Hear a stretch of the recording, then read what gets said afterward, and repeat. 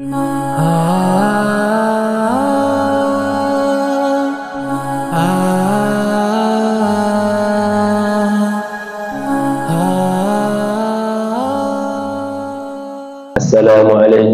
warahmatullahi wabarakatuh. Alhamdulillahi rabbil alamin. Alhamdulillahilladzi alafa baina qulubina fa asbahna bi ni'matihi ikhwana. Asyhadu an la ilaha illallah wahdahu la syarika lah wa asyhadu anna sayyidana Muhammadan abduhu wa rasuluhu la nabiyya ba'dah. Allahumma salli wa sallim ala sayyidina Muhammad al-mujahid asy-syahid والشهيد يوم القيامة على الشهداء وعلى آله وأصحابه ومن جاهد جهاده واستنى بسنته واقتدى بأثره وعلى آله وأصحابه ومن تبع هداه إلى يوم الدين. أما بعد رب اشرح لي صدري ويسر لي أمري واحلل عقدة من لساني يفقهوا قولي. اللهم علمنا ما ينفعنا وانفع ما علمتنا وزدنا علما. اللهم ارزقنا فهم النبيين وحفظ المرسلين وسرعة إلهام الملائكة المقربين.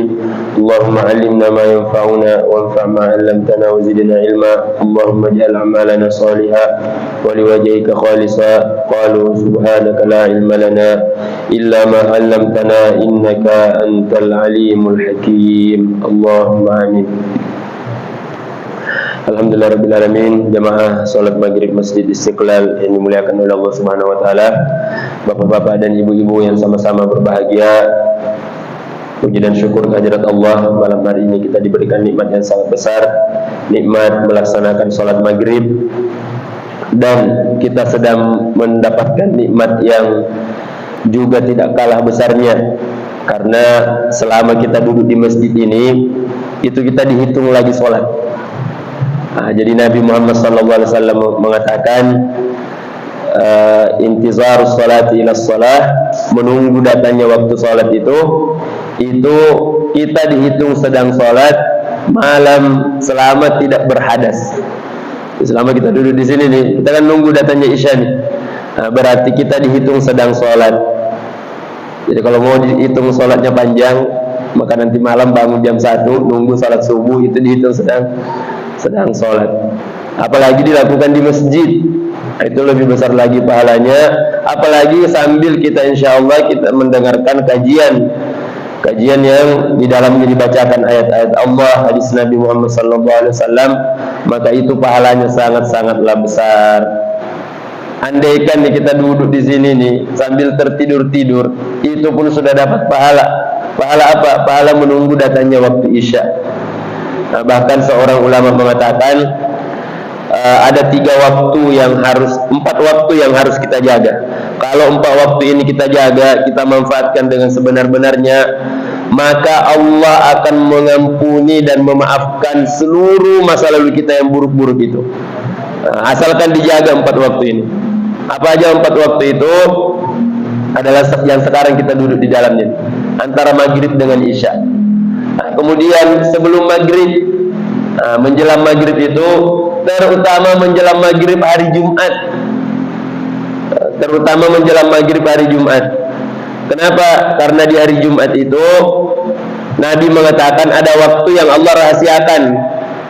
Mulai dari terbitnya matahari di hari Jumat sampai terbenamnya matahari di hari Jumat, itu waktu rahasia. Siapapun yang berdoa di situ pasti dikabulkan doanya oleh Allah. Dan sebagian besar ulama mengatakan, berdasarkan pengalaman saya, waktunya itu ba'da asar menjelang maghrib. Jadi coba tungguinlah waktu itu nanti Jumat depan. Semoga kita panjang umur semuanya, sehat walafiat. Dapat Jumat depan besok kita punya hajat. Kalau biasanya kita datang ke masjid jam mau menjelang azan atau beberapa saat sebelum azan, mungkin nanti hari Jumat nanti kita datang setengah jam sebelumnya, duduk di masjid minta sama Allah, dan pasti insya Allah perlihatkan hasilnya. Karena Nabi bilang ada waktu yang Allah rahasiakan, dan kemudian ulama mencari-cari, mencoba-coba, mereka banyak mengatakan waktunya itu adalah hari Jumat ba'da asar menjelang maghrib. Nah, dan mereka mengatakan mada autullah bidu'a illa stajaballah. Tidaklah saya berdoa kepada Allah dengan doa kecuali Allah kabulkan doa saya itu.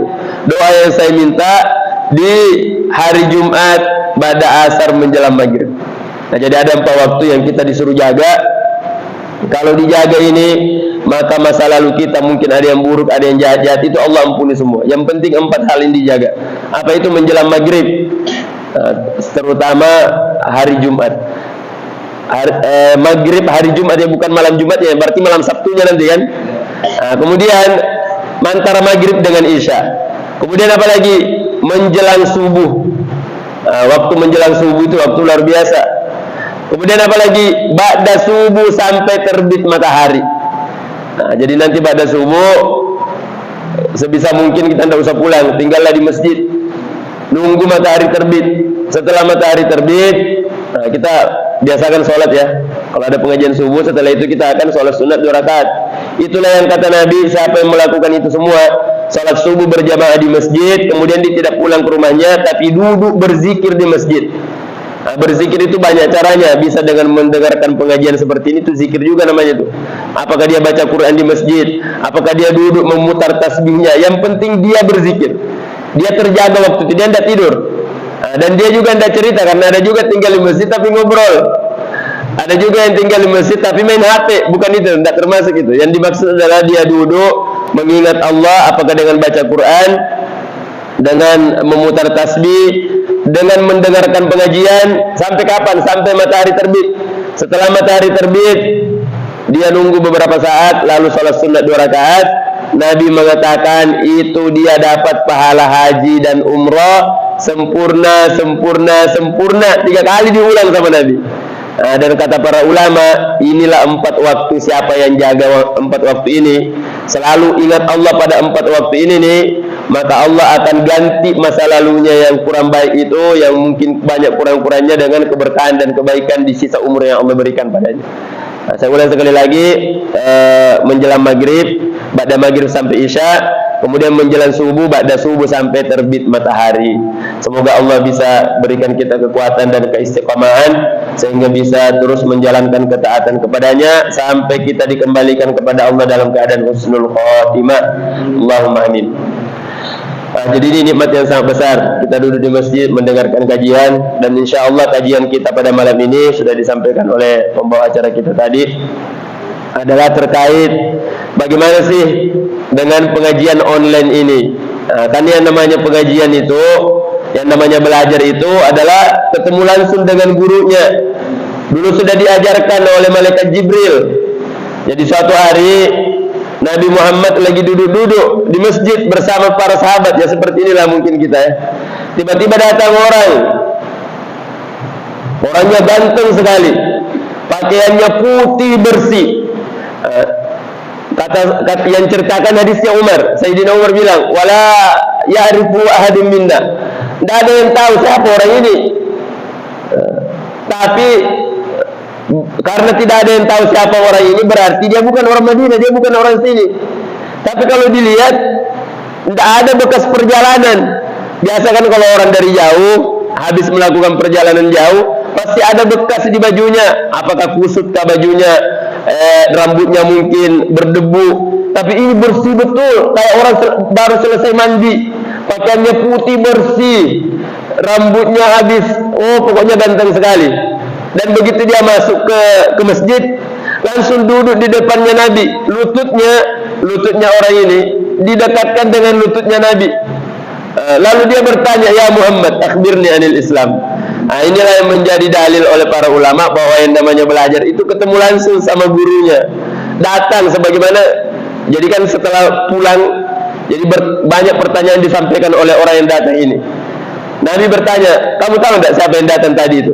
Sahabat semua bilang, kami tidak tahu ya Rasulullah. Kami juga heran, kok ada orang yang datang, begitu masuk langsung duduk di depanmu, langsung menghampirimu, bertanya ini dan itu, dan begitu kamu jawab, malah dia benarkan, benar apa yang kamu bilang, benar apa yang kamu bilang. Setiap Nabi menjawab, dia selalu bilang, sadaqta ya Muhammad, sadaqta ya Muhammad. Lalu kami heran, setelah mengajukan banyak pertanyaan dan dia membenarkannya, langsung dia pergi lagi. Langsung Nabi mengatakan, tahu tidak siapa yang datang itu? Sahabat mengatakan, kami tidak tahu ya Rasulullah. Maka Nabi mengatakan, itulah tadi malaikat Jibril datang untuk mengajarkan kepada kalian masalah agama. Nah, jadi dari pertanyaannya itu sahabat jadi paham. Nah, kemudian kata para ulama, dari kedatangan Jibril ini kita juga diajari apa? Orang kalau mau belajar itu, mau pergi belajar, mesti ketemu dengan gurunya. Sebagaimana malaikat Jibril datang menemui Nabi Muhammad. Nah, kemudian yang kedua, dia datang dengan pakaian yang bagus, yang seindahnya. Dia datang pakaiannya putih bersih, habis udah ganteng betul dia datang.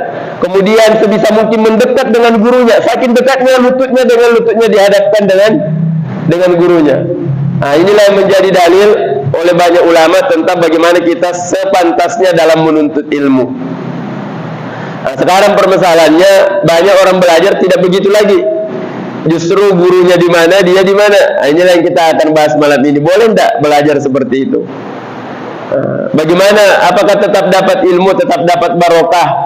Akan dalam hadis Nabi bilang, tidaklah orang berkumpul di sebuah tempat di rumah-rumah Allah, majtama qaumun fi baitin min buyutillah, yatluna kitabahu, lalu di dalamnya dibacakan ayat-ayat Allah, wa yatadarasunahu fima bainahum, lalu di antara mereka saling belajar, saling membahas ayat yang dibacakan tadi, illa, kecuali kata Nabi, nazalat alaihimus sakinah. Yang pertama Nabi bilang, orang kalau duduk di majelis ilmu seperti ini, Nabi langsung mengatakan yang paling pertama didapatkan oleh orang yang hadir itu adalah akan merasakan ketenangan dalam hatinya.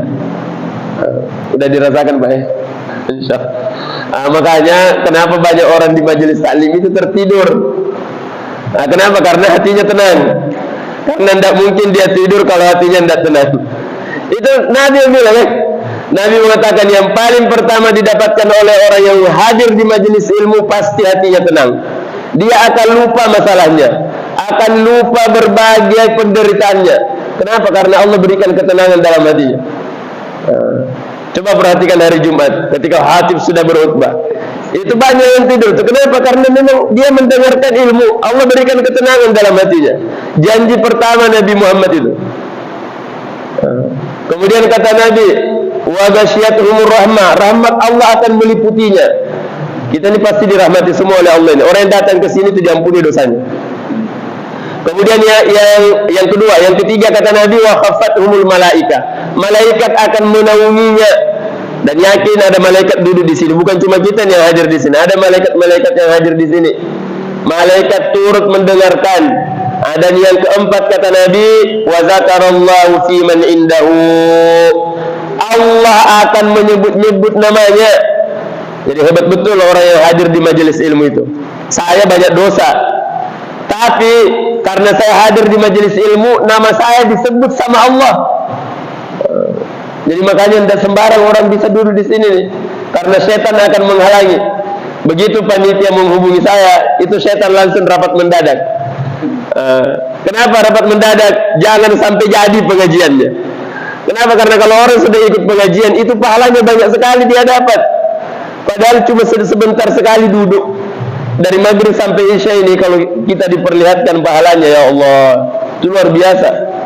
Apalagi dengan mendengarkan ilmu. Tadi disebutkan 4. Nah, sekarang pertanyaannya, bagaimana kalau online? Apakah masih tetap dapat yang 4 ini? Nah, bahkan Nabi pernah bilang, ada malaikat yang kerjanya itu keliling ke sana kemari. Malaikat yang hanya mencari tempat seperti ini nih. Kalau dia udah ketemu, dia berhenti dan dia panggil teman-temannya kayak semut. Semut kan kalau udah dapat makanan, nah dia berhenti di situ, lalu dipanggil semua temannya datang. Nah, itulah ada malaikat yang Allah ciptakan khusus kerjanya begitu. Nah, setelah selesai pengajian, dia datang laporan kepada Allah. Ditanya, kamu dari mana? Saya dari Masjid Istiqlal Bukit Pinang. Ngapain di sana? Ada pengajian. Siapa yang datang? Orang yang datang ini semua ini. Langsung kata Allah, saya ampuni dosanya semua yang hadir pada pengajian itu. Langsung malaikat bilang, ya Allah, tapi ada yang datang dari awal sampai selesai tidur aja. Malaikat ini begini bunyi hadisnya itu. Datang dia cuma sekedar lewat aja, atau mungkin bukan untuk, tapi dia ikutan duduk di situ. Apa kata Allah? Hadzal qaum la yashqa jalisuhum. itu adalah orang-orang yang tidak rugi dan tidak celaka kita duduk bersama mereka. Nah, diampuni juga dosanya. Nah, makanya saya bilang tadi, kita duduk di sini nih, jadi kita tidak dapat apa-apa, tidak mendapatkan ilmu, tapi kita ikutan duduk, maka itulah terakhir malaikat mengatakan ketika kita sudah mau bubaran, malaikat yang hadir berkata, "Kumu, bubarlah kalian semua. Qad ghafarallahu lakum min dzunubikum." Allah sudah ampuni semua dosa-dosamu. Nah, tapi yang menjadi catatan, dosa yang diampuni ini bukan dosa besar. Nah, karena dosa besar itu mesti diampuni kalau kita bertaubat. Nah, dan bukan juga dosa kepada sesama manusia. Nah, jadi dosa yang maksudnya diampuni di sini adalah dosa-dosa kecil, dan itu berkaitan dengan dosa dan pelanggaran kita kepada Allah Subhanahu wa taala. Nah, dan kita ini banyak dosa, tiap saat kita berdosa, tiap detik kita berdosa. Nah, dan terkadang kita tidak sadar. Nah, itulah kita harus hapuskan dengan datang duduk di seperti ini. Makanya setan paling tidak mau lihat kalau ada orang hadir di majelis ilmu. Kenapa? Karena capek-capek dia menggoda orang, capek-capek mengajak orang berbuat dosa, tiba-tiba hilang semua dosanya. Dia harus mulai dari awal lagi tuh. Nah, jadi marilah kita bikin capek setan tiap hari dengan hadir di majelis ilmu. Nah, sekarang pertanyaannya, bagaimana kalau belajarnya online? Dapat tidak yang tadi itu? Nah, tentunya berbeda memangnya. Nah, berbeda memang kalau kita duduk seperti ini. Kalau kita duduk seperti ini jelas tadi. Sekarang kalau online bagaimana? Kalau online tetap dapat pahala. Nah, asalkan menjalankan syarat-syaratnya. Pertama, bagaimana? Dia tetap menjalankan adabnya orang menuntut ilmu. Bagaimana adabnya menuntut ilmu? Punya gurunya. Nah, jadi ini satu sisi ya, kalau kita ingin mendapatkan yang tadi itu, berarti kita juga melakukan sebagaimana yang dilakukan dalam majelis seperti ini. Nah, makanya saya ingin mencontohkan ada seorang ulama beliau ini aslinya orang Suriah, tapi karena dulu ada perang di Suriah, akhirnya beliau tinggalkan Suriah, lalu terakhir tinggal di Turki, dan akhirnya meninggal di Turki. Baru-baru aja, sekitar 3 tahun yang lalu beliau meninggal. Namanya Syekh Ali As-Sobuni. Syekh Ali As-Sobuni ini banyak menulis tafsir. Tafsir beliau diterjemahkan di Indonesia, di pesantren-pesantren dipelajari, bahkan di perguruan tinggi di Indonesia dijadikan buku rujukan. Nah, namanya Safwatut Tafasir, 4 jilid, dicetak dalam bahasa Arab dan diterjemahkan sudah ke berbagai bahasa. Nah, dan dia bukan cuma itu, beliau banyak mengarang berbagai buku-buku lain. Termasuk Rawaiul Bayan fi Tafsir Ayatil Ahkam. Semua ayat-ayat dalam Al-Quran yang isinya hukum-hukum, undang-undang, beliau sudah tafsirkan jadi satu kitab. Namanya Syekh Ali As-Sobuni. Syekh Ali As-Sobuni ini, kata anaknya yang cerita, saya baca di media sosial itu pernyataan anaknya. Beliau mengatakan salah satu kebiasaan bapak saya itu adalah belajar online. Berarti bisa belajar online, tidak ada masalah. Cuma adar pahalanya bisa dapat banyak ya, sebagaimana kita duduk banyak pahala kita dapat nih. Nah, beliau mencontohkan nih, bagaimana kata anaknya.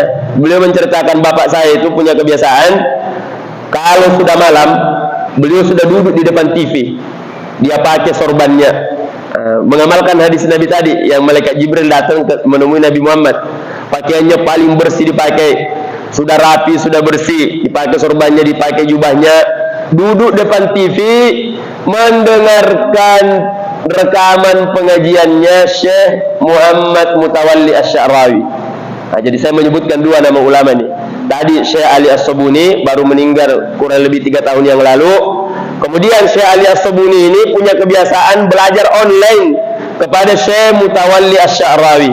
Siapa Mutawalli Asy-Sya'rawi ini? Beliau itu adalah ulama besar di Mesir, ahli tafsir. Beliau sudah menuliskan Al-Quran, bukan beliau yang tulis ya, beliau punya rekaman ceramah membahas Al-Quran dari Al-Fatihah sampai An-Nas. Itu dituliskan semua. Jadilah tafsirnya 30 juz, itu panjangnya sebegini nih. Ya seperti meja inilah. Beliau itu hasil dari ceramah beliau. Mulai dari Al-Fatihah sampai An-Nas. Itulah yang didengarkan oleh Syekh Ali As-Sobuni. Padahal Syekh Ali As-Sabuni ini udah ulama besar. Jadi maksud saya belajar online itu tidak menjadi masalah, bahkan bisa jadi solusi. Sekarang nih, saya guru-guru saya di Mesir, saya sampai sekarang masih bisa terus belajar. Bagaimana caranya? Melalui online. Justru alhamdulillah kita sekarang dimudahkan dengan adanya online ini. Cuma itu tadi, kalau memang ingin dapat barokah lebih banyak, kita mungkin bisa meniru apa yang dilakukan oleh Syekh Ali As-Sabuni ketika belajar mendengarkan rekamannya Syekh Muhammad Mutawalli Asy-Sya'rawi. Dia siapkan bukunya, dia catat. Kalau memang mau belajarnya lebih serius, mau lebih dapat barokah, itu insya Allah akan dapat pahala sebagaimana pahala yang saya sebutkan tadi. Malaikat mungkin bisa jadi duduk di sampingnya dia untuk menyaksikan beliau belajar. Malaikat mungkin akan melapor kepada Allah. Itu idealnya. Itu paling bagus ya, kalau kita bisa kayak gitu bagus sekali. Ustadz udah pernah, saya pun masih mau melatih diri saya untuk bisa ketika belajar online bisa melakukan itu. Tapi begini, ada hal yang lebih utama dari intinya kan kita mendapatkan ilmu. Kalau umpamanya kita tidak bisa mendapatkan ilmu dengan cara duduk begini nih, maka jangan sampai kita tidak mendapatkan semuanya. Kata ulama, ma la yudraku kulluhu la yutraku julluhu.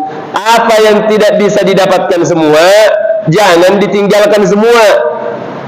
Kan kita tidak sempat nih duduk pengajian begini, mungkin tidak bisa juga kayak Syekh Ali As-Sabuni tadi. Jangan sampai nggak dapat sama sekali. Maka tidak apa-apa, silakan ibu-ibu sambil masak putar ceramah, bisa dengarkan ilmunya. Tapi ada syaratnya, itu tadi yang didengarkan harus jelas siapa. Harus kita tentukan, oh saya mau mendengarkan ceramahnya ustadz ini, ceramahnya guru ini. Saya ingin mendengarkan pengajian yang kemarin diputar di masjid Istiqlal, apa yang disampaikan ya. Justru dengan adanya online ini kita bisa melihat kembali, jangan-jangan ada yang salah, jangan-jangan ada yang keliru. Cuma itu tadi, pertama mesti memilih guru dulu, karena online ini semuanya banyak orang bisa ngomong kalau online itu. Tolong dipilih dulu. Makanya online ini bisa menjadi pilihan, bisa menjadi alternatif, tapi tidak boleh jadi rujukan utama. Kita harus mesti tetap punya guru. Kenapa? Untuk mempertanyakan, kan yang online bisa jadi yang ceramah udah meninggal orangnya. Dia menyampaikan sesuatu yang kita mungkin tidak paham. Kita mau tanya sama dia, gimana caranya tanya sama dia? Makanya mesti kita tetap punya guru yang bisa menjadi tempat kembali kita untuk bertanya. Karena dulu Imam Syafi'i pernah bilang, barang siapa yang tidak punya guru, maka gurunya itu setan. Dia belajar dari buku sendiri, dia baca buku sendiri, dia mencoba memahami sendiri. Itu tidak bisa itu. Harus tetap ada gurunya. Jadi silakan, boleh kita online, boleh kita baca langsung, tapi mesti suatu saat ada guru yang jadi pegangan kita. Anda boleh mengatakan saya belajar sendiri, otodidak. Inilah yang nanti akan banyak orang sesat nih, tiba-tiba dia muncul menyampaikan ajaran begini. Maka kata para ulama, mesti ada sanad. Sanad itu apa? Ketersambungan guru. Dari mana kamu dapat ilmu ini? Dari guru saya. Guru saya dapat dari guru saya, dari guru saya, dari guru saya, sampai kepada Nabi Muhammad. Karena kalau tidak begitu, nanti banyak orang ngomong sembarangan. Makanya kata ulama, al-isnadu minad-din, sanad itu adalah merupakan bagian dari agama. Laulas sanadu, kalau tidak ada sanad, laqala man syaa ma syaa. Maka semua orang bisa ngomong seenaknya. Tidak tahu dia dari mana, tiba-tiba dia muncul ngomong begini. Menurut begini. Pasti ditanya, siapa yang ngajar kamu? Dibilangnya dari online, dari YouTube, dari internet. Padahal dia salah paham, karena bisa jadi itu potongan ceramah yang dia dengar. Jadi yang pertama, silakan kita mencari ilmu sebanyak-banyaknya. Meskipun melalui online, itu justru menjadi solusi yang sangat bagus. Tapi ingat, mesti tidak boleh jadi patokan utama. Kita tentukan dulu guru kita yang kita mau dengar nih. Jangan asal dengar aja, asal ambil aja. Karena ini contohnya nih, Ada yang ceramah dia bilang Al-Qari'ah. Al-Qari'ah. Apa dia bilang? Tahu namanya Al-Qari'ah? Kalau laki-laki Qari, kalau perempuan Al-Qari'ah. Nah, padahal dia menafsirkan surat Al-Qari'ah. Al-Qari'ah itu pakai ain. Ain Al-Qari'atu. Mal Qari'atu. Artinya hari kiamat. Tapi dia memberikan contoh begini. Tahulah bapak-bapak ibu sekalian apa itu Al-Qari'ah. Al-Qari'ah itu adalah perempuan dari Al-Qari. Nah, padahal kalau Al-Qari itu pembaca, itu pakai hamzah. Kalau pembaca perempuan namanya memang Qari'ah. Tapi pakai hamzah, bukan pakai ain. Al-Qari'ah itu dari kata qara'ah. Kalau ada suara ledakan, ini kalau kita pukul ini meja ini, lalu mengeluarkan bunyi yang sangat keras, begitulah digambarkan hari kiamat. Jadi hari kiamat itu terjadi pertemuan dua benda yang sangat keras, lalu mengeluarkan dentuman yang sangat dahsyat. Makanya disebut dengan Al-Qari'ah, yang memekakkan telinga suaranya karena terjadi pertemuan dua benda. Nah, dia artikan sebagai pembaca. Nah, ini coba kalau kita ikuti ini, belajar online melalui orang yang seperti ini nih, akan sesatlah dia. Nah, makanya sekali lagi silakan kita belajar online, dan alhamdulillah sangat membantu. Saya sampai hari ini masih bisa terus belajar dengan guru-guru saya yang ada di Mesir. Melalui apa? Melalui YouTube beliau, melalui Facebook beliau. Meskipun tidak ketemu lagi, tapi ilmunya masih saya terus dengarkan sampai sekarang. Dan hari ini saya sering sampaikan, kita ini hidup di zaman yang tidak ada alasan tidak mengerti ilmu agama. Nah, kalau orang dulu untuk dapat ilmu agama mesti datang ke majelis ilmu seperti ini. Dan dulu tidak banyak majelis yang begini nih. Sekarang alhamdulillah hampir tiap masjid pasti ada pengajian kan? Hampir tiap masjid, dan hampir tiap malam ada pengajian. Orang dulu tidak bisa. Orang dulu bahkan untuk belajar agama itu mesti harus pesantren dulu. Sekarang tidak perlu pesantren, cukup kita hadiri majelis-majelis yang ada di mana-mana, udah bisa kita dapat ilmu agama. Lebih mudah lagi sekarang, tidak perlu, bahkan kita tidak perlu datang ke majelis ilmu, cukup tinggal di rumah buka HP, udah bisa mendengarkan itu semua. Nah, makanya saya sering bilang, orang-orang yang dimaafkan karena tidak tahu ilmu itu adalah orang-orang zaman dulu. Jadi kan sering kita dengar, kalau kita tidak tahu maka Allah maafkan kan. Ada orang berbuat dosa ditanya, kenapa kamu lakukan dosa ini? Dia bilang saya tidak tahu, maka Allah maafkan. Cuma banyak yang salah paham, tidak dilanjutkan. Karena setelah Allah maafkan dia tidak tahu, itu ada pertanyaan yang kedua. Apa pertanyaan kedua? Allah akan tanya, kenapa kamu tidak tahu? Orang dulu dimaafkan lagi, orang dulu ini. Kenapa? Karena guru kurang, ustadz kurang, pengajar agama kurang. Nah, tapi kita ini di zaman sekarang ini tidak ada kata maaf kalau kita tidak tahu agama. Kenapa? Tidak sempat kita datang pengajian di masjid, tidak sempat kita ke pesantren ketemu guru, di HP guru semua. Nah, ini aja direkam nih pengajian kita ini. Jadi tidak ada alasan orang hari ini tidak tahu. Makanya saya sering bilang, sekarang ada pesantren, namanya pesantren YouTubia, Facebookia. Ada di situ, mau ilmu apa aja, pengajarnya orang-orang hebat semua, syekh-syekhnya orang-orang terkenal semua. Nah, kalau mungkin kita datang ke pesantren, belum tentu diajar sama Ustaz Somad, belum tentu diajar sama Ustaz Adi Hidayat, sama guru-guru dari luar negeri yang lain. Tapi kalau masuk di YouTube, tinggal pilih mau belajar sama guru siapa, ada semua di dalamnya. Nah, cuma memang tetap harus bayar SPP. Nah, kalau ke pesantren kan ada SPP-nya kan. Kalau kita ke pengajian ada modalnya kan, keluar bensin, uang ini, uang itu. Di YouTube ada juga, namanya kuotawiyah, pulsawiyah, ya, ada semua. Intinya ilmu itu mesti diusahakan. Nah, sebagaimana malaikat Jibril tadi datang menemui Nabi Muhammad, tidak bisa kita menemui, maka kita bermodal keluar uang untuk mendengarkan ceramah dari para guru-guru kita. Nah, karena ilmu ini adalah sebuah hal yang tidak boleh berhenti kita untuk mencarinya. Nabi mengatakan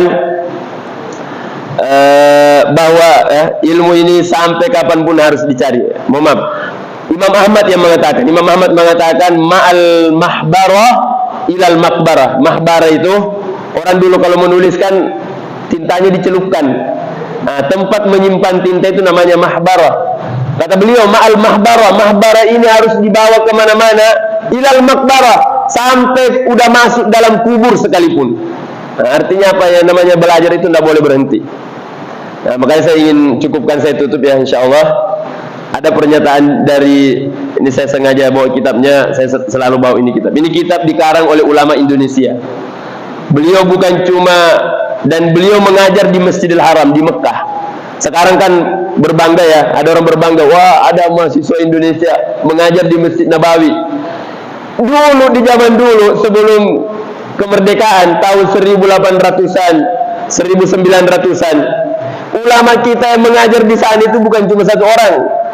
Bahkan beliau diberi gelar Sayyidu Ulama'il Hijaz, pemimpin ulama-ulama Hijaz.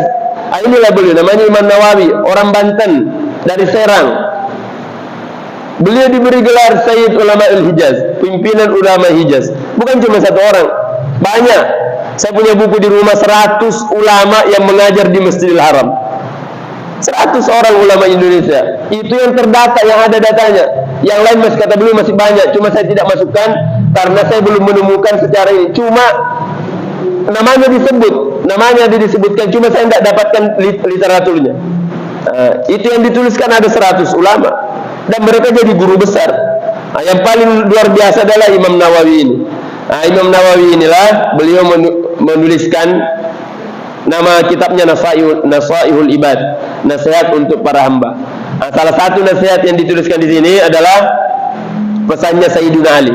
Ini kemana-mana saya sampaikan di Sayyidina Ali pesannya. Beliau mengatakan, laula khamsu khisalin, kalaulah bukan karena 5 hal, lasaran nasu kulluhum salihin, maka semua orang pasti jadi orang soleh.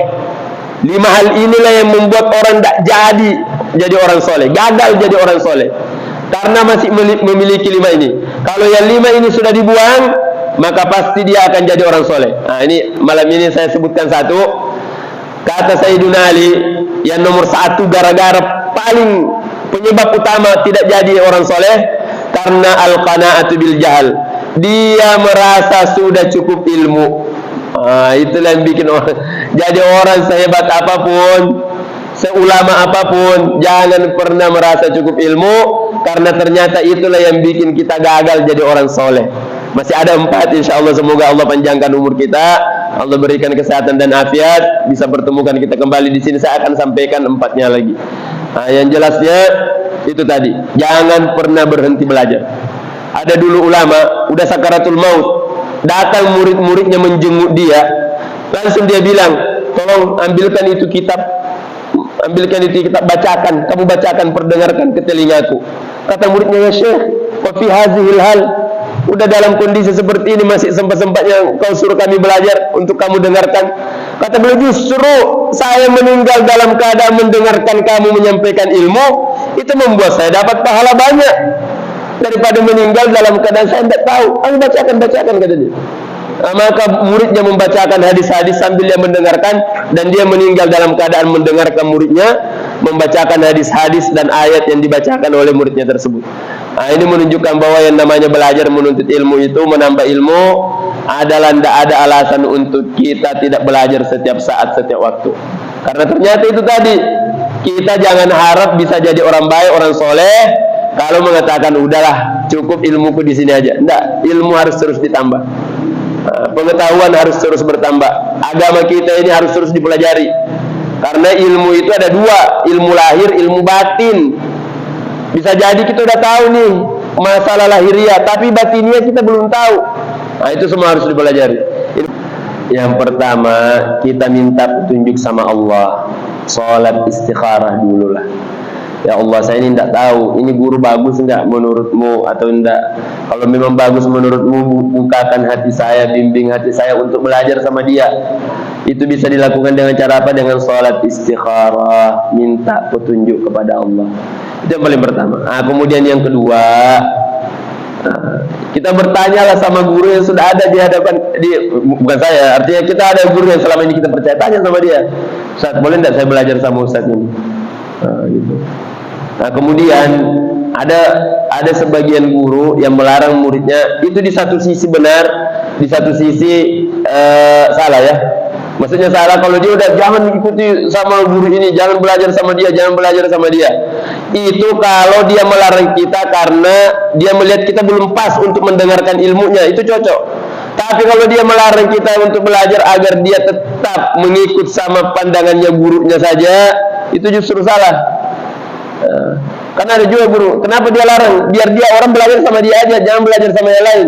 Justru orang semakin baik dia, semakin pintar dia akan tolong. Kamu tanyakan sama ulama ini, tanyakan sama syekh ini, bisa jadi dia lebih tahu daripada saya. Sekarang kan banyak kayak gitu tuh. Ada ustadz dia larang, kamu jangan ke sana, kamu ke sana diajarkan sesat ya. Padahal masalah yang ini kan diajarkan sama-sama mengajarkan Al-Quran dan Sunnah. Jadi itu tadi, kalau dia larang kita karena dia bilang soalnya nanti kalau kamu belajar sama dia nanti bingung, nanti pusing, itu benar aja. Tapi kalau justru dia mengajarkan itu agar orang ini jangan mencari ilmu di tempat yang lain, agar dia tetap mazhabnya ikut dia aja, itu tidak boleh. Karena kalau kami di Al-Azhar nih, di Mesir nih, kami itu ibaratnya dikasih makanan. Nah ini nih, makanan ada semua nih, kamu mau makan yang mana yang cocok dengan ini. Nah, jadi insya Allah lah kami dari Mesir ini tidak bakalan bikin masalah lah ketika nanti, karena kita ada yang mana yang cocok kamu terapkan di masyarakatmu, itulah yang kamu sampaikan, itulah yang kamu ini kan. Kita tidak dipatok harus sama guru ini aja, harus belajar sama ini aja. Bahkan kita disuruh belajar, buka ilmu terus, tambah ilmu, karena bisa jadi apa yang kamu tahu hari ini belum tentu itulah yang paling benar, ada yang lebih benar. Nah, makanya ada pesannya Buya Hamka bagus betul. Beliau mengatakan, waktu saya baca 100 buku, saya merasa sayalah orang yang paling pintar. Waktu saya membaca 1000 buku, lebih dari itu, maka saya merasa orang yang paling bodoh. Ternyata saya belum punya ilmu.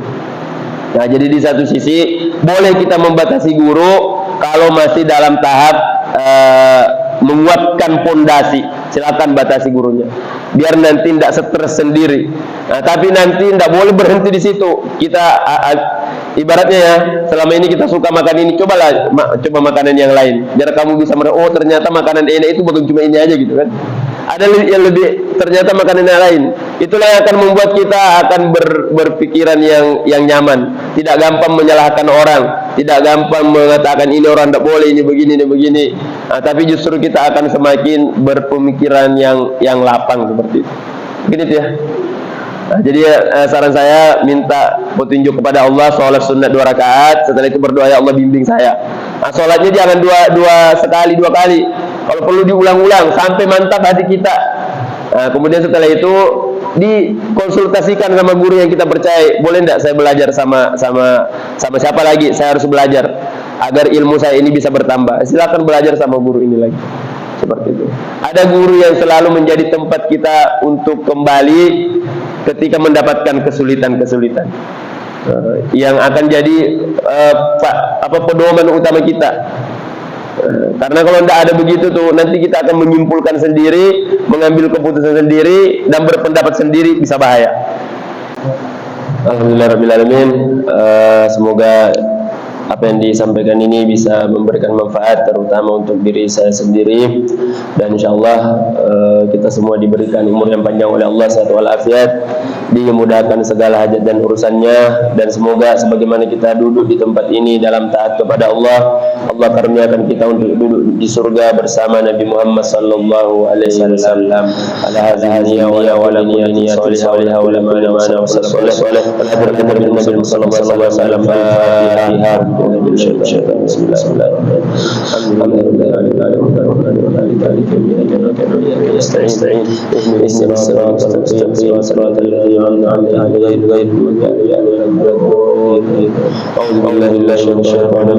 Bismillahirrahmanirrahim. Alhamdulillahi rabbil alamin. Allahumma salli ala sayyidina Muhammad wa ala alihi wa sallim. Ya rabbana ya arhamar rahimin, la tuzigh qulubana ba'da idh hadaytana wa hab lana min ladunka rahmatan innaka wahhab. Allahumma ighfir lana dhunubana wa israfana fi amrina wa thabbit aqdamana wa ansurna 'alal qawmil kafirin. Allahumma arhamna bi tarkil ma'asi abadan ma abqaitana. Allahumma yassir lana umurana. Allahumma inna nas'aluka an tansura ikhwanana al-mujahidin fi Palestin. اللهم انصرهم نصرا عزيزا مؤزرا. اللهم ثبت أقدامهم وسدد رأيهم ورميهم وانصرهم على القوم الكافرين. اللهم حرر المسجد الأقصى من قيد اليهود. اللهم طهر المسجد الأقصى من درس اليهود ورجسهم. اللهم عليك باليهود الغاصبين وبالصهاينة الظالمين. اللهم عليك بهم فإنهم لا يعجزونك. اللهم عليك بهم ومن عاونهم ومن ناصرهم ومن وازرهم. اللهم احصهم عددا وقتلهم بددا ولا تغادر منهم أحدا إنك على كل شيء قدير. ربنا اغفر لنا ولوالدينا وارحمهم كما ربيانا صغارا. هب لنا من أزواجنا وذرياتنا قرة أعين واجعلنا للمتقين إماما. ربنا آتنا في الدنيا حسنة وفي الآخرة حسنة وقنا عذاب النار. وصلى الله على سيدنا محمد وعلى آله وصحبه وسلم والحمد لله رب العالمين. تقبل الله منكم.